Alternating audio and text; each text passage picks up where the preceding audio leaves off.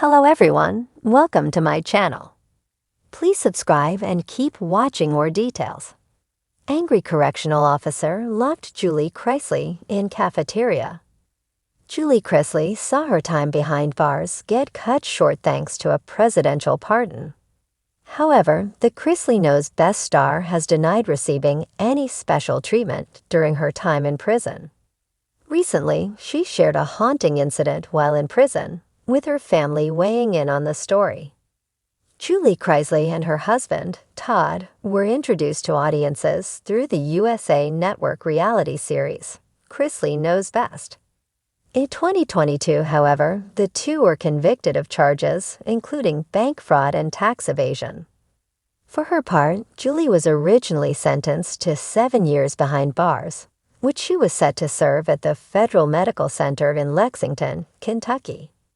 However, this past May saw Julie and Todd receive a presidential pardon. Since then, the Chrisley family has opened up about Todd and Julie's time in prison, including calls for reform. Recently, Julie herself recounted a harrowing incident while on her daughter Savannah's Unlocked podcast. During their conversation, Savannah noted her mother called her about the incident at the Lexington Center. She shared, "I will never forget at the very beginning. You called me, and you were all to pieces because that one CO, referring to a correctional officer. Julie noted the officer was a food service worker and has since retired. Savannah then claimed the officer intentionally targeted her mother. An incident was recounted in which Julie was locked in a cafeteria. In turn, Julie shared, "He was just a miserable human being. He really was." Her husband Todd also claimed Julie was the only one getting locked up like that, adding that he would have filed a complaint. Todd and Julie also noticed that a variety of inmates tried to befriend prison staff. However, they felt, "They are not your friends, that's for sure." Comparing both of her parents' experiences, Savannah felt her mother endured harsher treatment than her father. Todd agreed, sharing, "I think that's the way that it is for women in general." In particular, it was noted that Julie's prison didn't have air conditioning, while Todd was able to get new AC units installed within a week thanks to a complaint. For her part, Julie mused that this could be because the building she was placed in was older than the one Todd was in. However, she also highlighted her center didn't have the option of getting new AC units since they never had them to begin with. Have you been following this story? Did you listen to Todd and Julie Chrisley on Savannah's podcast? Make sure you come back to for all the latest reality TV and celebrity news. The clatter of trays and the hum of fluorescent lights filled the prison cafeteria. Julie Chrisley, once a reality TV star known for her designer heels and over-the-top family antics, now sat at a long metal table, poking at lukewarm mashed potatoes with a plastic spork. Her manicured nails, chipped and dulled now, tapped anxiously on the stainless steel surface. The place smelled of institutional beans and overcooked meatloaf with a hint of bleach. She'd been at the Federal Correctional Institution for 6 months, long enough to know the unspoken rules.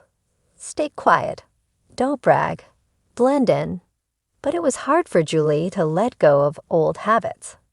Sometimes her southern charm bubbled up at the worst times. Today was one of those days. Correctional Officer Dunley was on duty. Thick-necked and always red in the face, Dunley walked with a purposeful gait of a man who wanted you to know he meant business. Everyone said he had a temper, and even the most hardened inmates avoided crossing him. His clipboard was his scepter, his whistle, a weapon. Julie hadn't meant to provoke him. She'd only made a comment, half under her breath, half performative, when the cornbread was served without butter. "Is it really that hard to get butter in here?" She muttered more to herself than anyone else. Even powdered would do. But Dunley heard her. He always did. "You got a problem, Chrisley," he growled from behind the serving line, squinting like he just heard someone insult his mother. Julie glanced up, offering her best fake smile. "No, sir. Just reminiscing. That's all." Dunley didn't like sass, especially not from celebs. He slammed a tray down hard enough to make peas fly off someone's plate. "I think you've forgotten where you are," he said. "This ain't your family's TV show.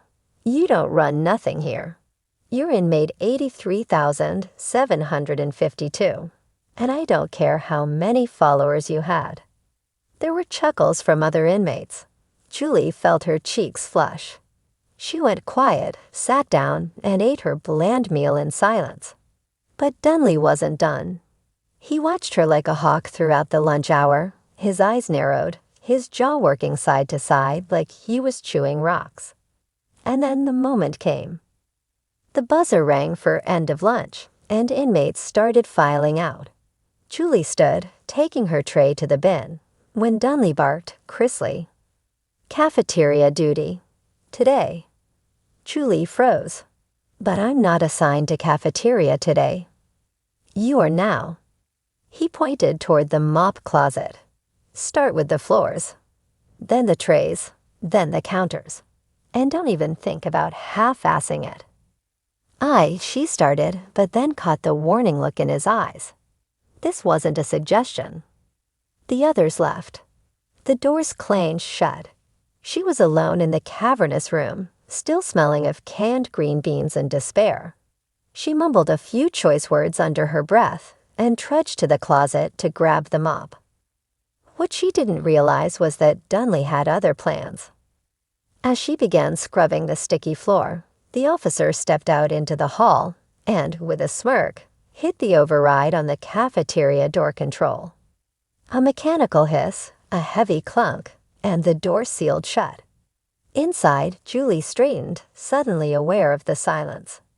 She walked to the door and pushed. Nothing. Locked. "Hello," she called. "Officer Dunley?" No response. She banged on the metal. This isn't funny. But it wasn't supposed to be funny. Not to Dunley. For him, it was justice. He hated people like her. Rich. Entitled. Famous for nothing.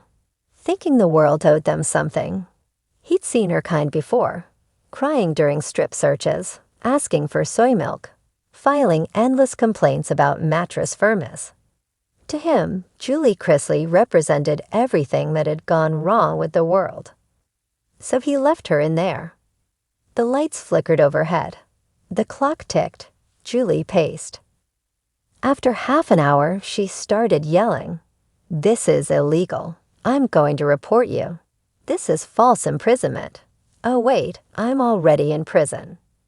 She laughed bitterly at her own joke. The irony didn't escape her. Eventually, she gave up shouting. She sat on one of the tables, picking at a stale cookie someone had left behind. She began to cry, just a little, not full sobs, but quiet, defeated tears that came from exhaustion more than fear. 2 hours passed. Finally, a voice crackled over the intercom. "Still got that sass now, Chrisley?" She looked up, her face flushed. "You can't do this." "I just did. This will go on record. I have rights." There was a pause. "No one cares," Dunley said simply. Then silence again. The next morning, Warden Ellis found out what had happened. Julie had been discovered at dawn by a kitchen worker, asleep on a bench, wrapped in a plastic tablecloth. The warden wasn't pleased.